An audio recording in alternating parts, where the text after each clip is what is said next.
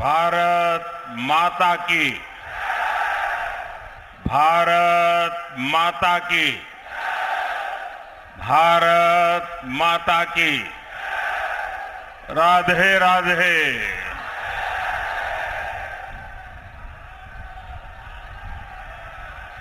इसी मैदान में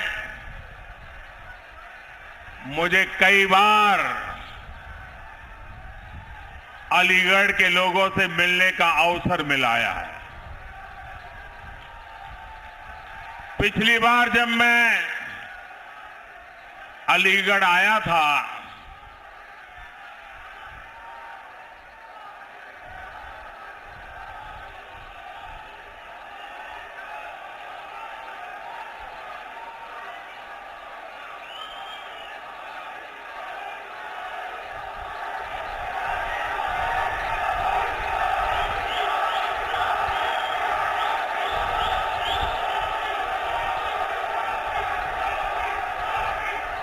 आपका मन भर जाए फिर मैं बोलना शुरू करूं।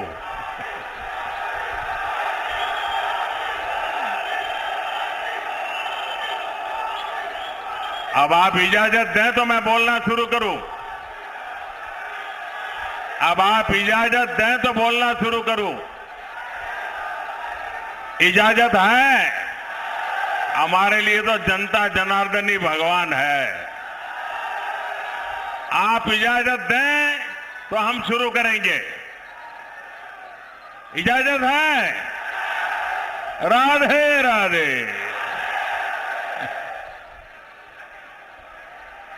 मैं पहले भी अलीगढ़ आया हूं और पिछली बार जब मैं अलीगढ़ आया था तब मैंने आप सबको अनुरोध किया था कि सपा और कांग्रेस के परिवारवाद, भ्रष्टाचार और तुष्टीकरण की फैक्ट्री में ताला लगा दीजिए।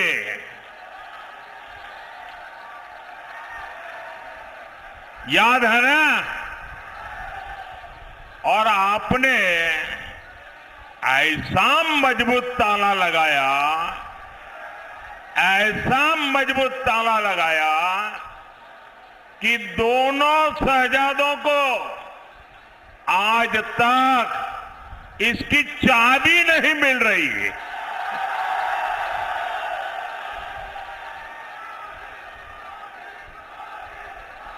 आज मैं अलीगढ़ की जनता को, हाथरस के मेरे भाई बहनों को फिर एक बार प्रार्थना करने आया हूं, आपका आशीर्वाद लेने आया हूं। और मेरी आपसे प्रार्थना यह है कि अच्छे भविष्य की, विकसित भारत की चाबी भी आप ही के पास है। अब देश को गरीबी से पूरी तरह से मुक्त करने का समय आ गया है। अब देश को भ्रष्टाचार से पूरी तरह मुक्त कराने का समय आ गया है। अब देश को परिवारवादी राजनीति से मुक्त कराने का समय आ गया है। और इसके लिए जरूरी है फिर एक बार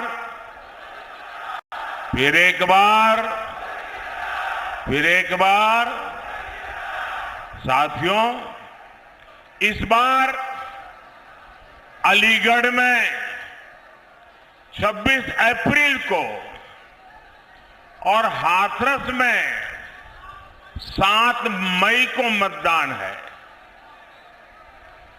आपको अलीगढ़ से मेरे छोटे भाई सतीश गौतम जी को और हाथरस से मेरे अनन्य साथी अनूप वाल्मीकि जी को भारी मतों से जिताना, और इसके लिए मुझे आपके आशीर्वाद चाहिए। और आप भले यहां वोट हमारे सतीश जी को देंगे होंगे या अनूप जी को देते होंगे, लेकिन ये पक्का मानिए, जब कमल के निशान पर बटन दबाएंगे ना, तो मोदी को सीधा आपका वोट मिल जाएगा। तो मैं ये वोट मोदी के लिए मांगने के लिए आया हूं। आपका आशीर्वाद मिलेगा, आपका आशीर्वाद मिलेगा, भरपूर मिलेगा। अच्छा, हमें एक और बात भी याद रखनी होगी। एक तरफ फसल की कटाई का समय है, शादी ब्याह का भी समय है, और गर्मी तो पूछो मत, है, सब कुछ है। लेकिन भाइयों बहनों, देश से तो बड़ा कुछ नहीं होता ना। देश से बड़ा कुछ होता है, होता है।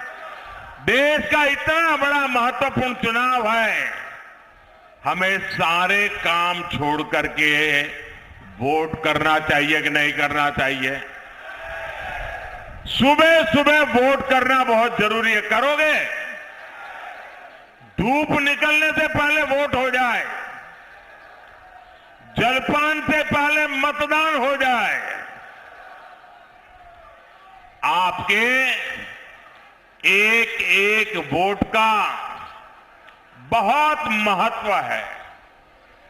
अब आप देखिए, पहले आए दिन बॉर्डर पर बम गोले चलते थे, गोलियां चलती थी, और आए दिन हमारे वीर सपूत शहीद होते थे, तिरंगे में लिपट करके उनका शरीर घर लौटता था। आज ये सब बंद हो गया कि नहीं हो गया? सबकी बोलती बंद हो गई कि नहीं हो गई? उनकी तोप और बंदूक बारूद सब बिक गए कि नहीं बिक गए? पहले आए दिन आतंकी बम फोड़ते थे, सीरियल ब्लास्ट होते थे।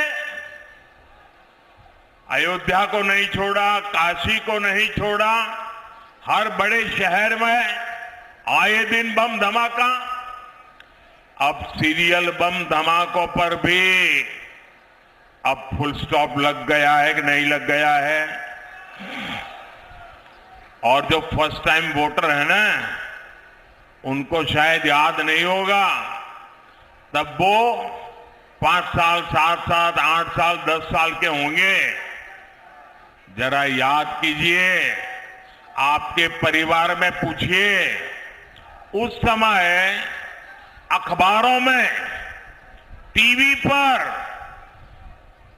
एडवर्टाइजमेंट आता था।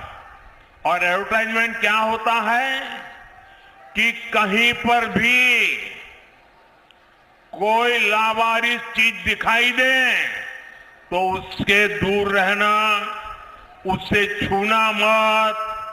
कहीं बैग दिखाई दे, कहीं कुकर दिखाई दे, कहीं टिफिन का बॉक्स दिखाई दे, उधर पास मत जाना, तुरंत पुलिस को जानकारी देना। ये आए दिन सूचना दी जाती थी। एयरपोर्ट पे जाओ तो इसका अनाउंसमेंट होता था, रेलवे स्टेशन पर जाओ उसका अनाउंसमेंट होता था, बस स्टेशन पर जाओ अनाउंसमेंट होता था कि लावारिस चीजों को हाथ में लगाओ। इन मेरे फर्स्ट टाइम वोटर है ना, तब बहुत छोटे थे, उनको मालूम नहीं होगा। ये सरकार लगातार बोलती थी, सूचना देती थी। क्यों? क्योंकि लावारिस चीजों में बम रखे जाते थे और कोई निर्दोष व्यक्ति उसको हाथ लगाता था वो मौत के घाट उतर जाता था। भाइयों बहनों, ये मोदी योगी का कमाल है, ये सारा बंद हो गया। हुआ कि नहीं हुआ? शांति मिली कि नहीं मिली? और जब शांति मिलती है तो सुरक्षा मिलती है तो विकास होता है कि नहीं होता है? पहले आर्टिकल 370 के नाम पर जम्मू कश्मीर में अलगाववादी शान से जीते थे और हमारे फौजियों पर पत्थर चलाते थे। अब इन सब पर फुल स्टॉप लग गया कि नहीं लग गया? लग गया कि नहीं लग गया? पहले अलीगढ़ में भी आए दिन कर्फ्यू लगता था। अगल बगल के लोगों को अलीगढ़ आना है तो फोन करके पूछते थे, भाई शांति है ना, मैं आऊं तो चलेगा ना? शादी की तारीख तय करनी हो तो पूछते थे, यार कहीं दंगा हो जाए, ऐसे इलाके में शादी नहीं करेंगे, कहीं और करेंगे। ये हाल था कि नहीं था? ये गया कि नहीं गया? ये योगी जी ने करके दिया है आपको। साथियों, दंगे, हत्या, गैंगवॉर, फिरौती, ये सब तो सपा सरकार का ट्रेडमार्क ही था। यही उनकी पहचान थी और उनकी राजनीति भी उसी से चलती थी। एक समय था जब हमारी बहन बेटियां घर से बाहर निकल नहीं पाती थी। योगी जी की सरकार में अपराधियों की हिम्मत नहीं है कि वो नागरिकों का अमन चैन बिगाड़े। साथियों, कांग्रेस, सपा जैसी पार्टियों ने हमेशा तुष्टीकरण की राजनीति की और मुसलमानों के राजनीतिक, सामाजिक, आर्थिक उत्थान के लिए कभी कुछ नहीं किया। और जब मैं पसमानदा मुसलमानों की मुसीबत की चर्चा करता हूं तो इनके बाल खड़े हो जाते हैं, क्योंकि ये ऊपर के लोगों ने मलाई खाई है और ये पसमानदा मुसलमानों को भी उसी हालत में जीने के लिए इन लोगों ने मजबूर कर दिया है। साथियों, इसी क्षेत्र में 3 तलाक से पीड़ित कितनी ही बेटियों का जीवन तबाह हो गया था। और सिर्फ बेटियों का नहीं, और 3 तलाक के कारण मुसीबत में आई उस बेटी, उसके पिता, भाई, परिवार सब परेशान हो जाते थे। अब मोदी ने 3 तलाक के खिलाफ कानून बनाकर उनका जीवन भी सुरक्षित किया है।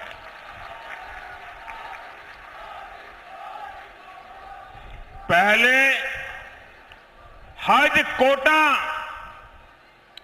कम होने की वजह से कितनी मारामारी होती थी, उसमें भी रिश्वतखोरी चलती थी और ज्यादातर रसूखदार लोग ही हज जाने का मौका पाते थे।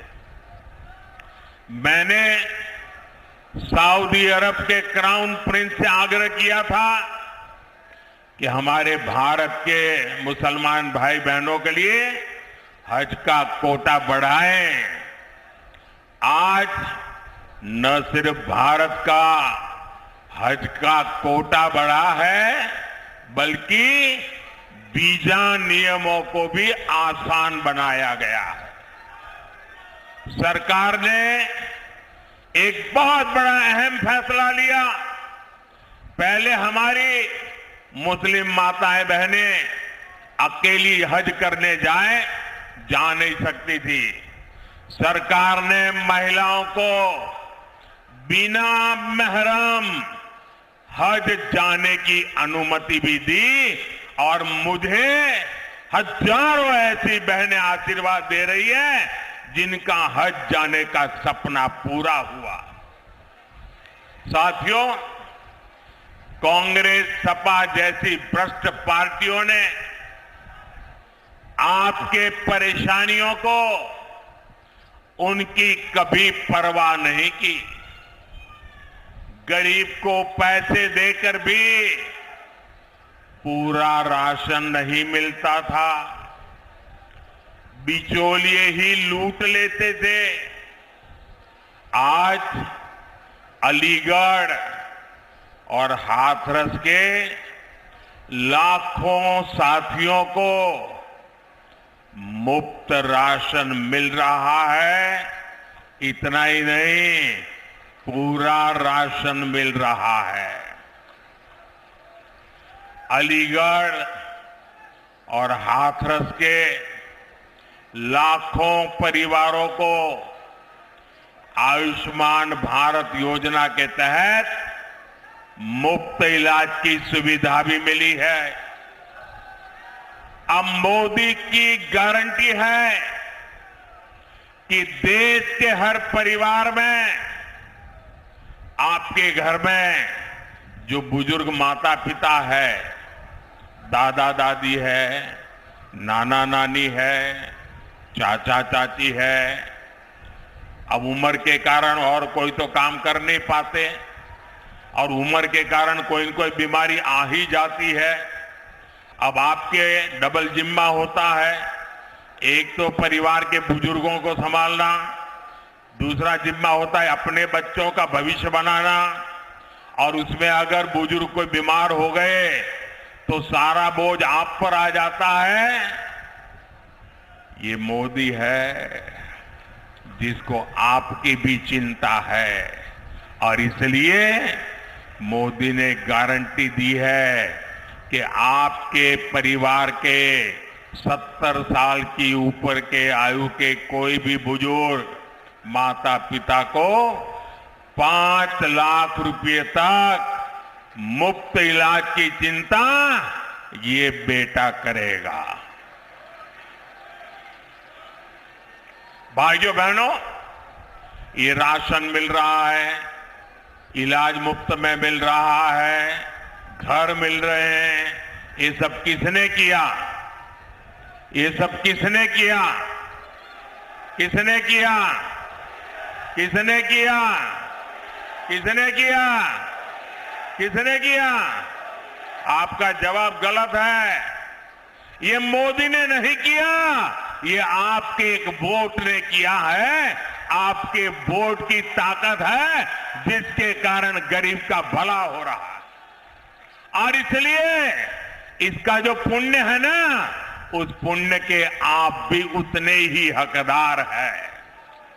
भाइयों और बहनों, आजकल जब मैं कहता हूं कि 10 साल में जो किया वो तो ट्रेलर है, ट्रेलर।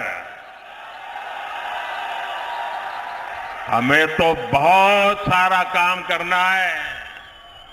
और जब मैं इतनी सारी बातें बताता हूं ना, तो ये सपा कांग्रेस वालों को समझ ही नहीं आता ये मोदी कहां ले जा रहा है। बोले पहले तो हम तू मैं में राजनीति करते थे, अब मोदी इतनी बड़ी दुनिया की तरफ देश को ले जा रहा है, वो मोदी के साथ कदम ही नहीं मिला पा रहे। अभी क्षेत्र में देखिए, अलीगढ़ में हवाई अड्डा बन गया, पड़ोस में जेवर में इंटरनेशनल एयरपोर्ट बन रहा है, गाजियाबाद अलीगढ़ नेशनल हाईवे बन गया, अलीगढ़ कानपुर नेशनल हाईवे बन गया, हाथरस भी मथुरा बरेली एक्सप्रेसवे से जुड़ रहा है। अलीगढ़ और हाथरस दोनों रेलवे स्टेशन आधुनिक बनाए जा रहे हैं। ये एएमयू तो थी यहां, अब राजा महेंद्र प्रताप यूनिवर्सिटी का भी निर्माण पूरा होने वाला है। ऐसे ढेर सारे काम इस क्षेत्र में हुए हैं।